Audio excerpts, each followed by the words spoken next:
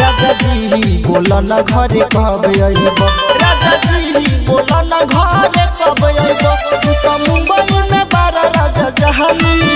बड़ी दुख काटत हम बानी राजा जी घरे कब अइब बोला ना राजा जी घरे कब अइब रजऊ बोला न घरे कब अइब हे राजा घरे कब अइब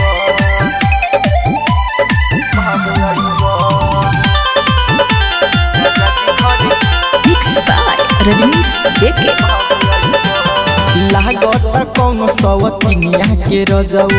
रखल बहानी बहारवा हो तर पता दिन रात चूरी कंगनवा रोइले राजा हम घरवा हो लागत कौन सवतिनिया के रजऊ रखल बहानी बहारवा हो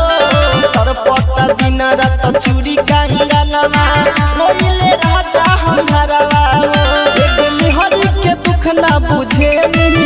काम बहरे में पवन करे नी राजा जी घरे कब अइब बोल ना राजा जी घरे कब अइब रजऊ बोल न घरे कब अइब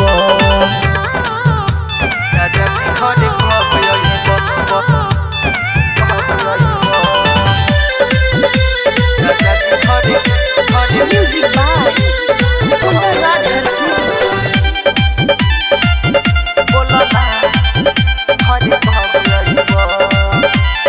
बहेला जब जब पूरबी बयरिया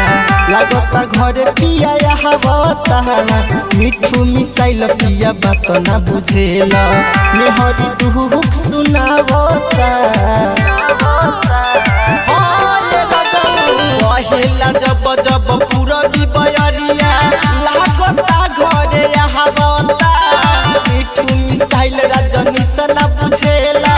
मेहरी दुख सुनावता कुछ दिन में आवता धनंजय संगे रजऊ हो टिकट कटाल राजा जी घरे कब अइब बोल ना राजा जी घरे कब अइब रजऊ राजा जी घरे कब अइब।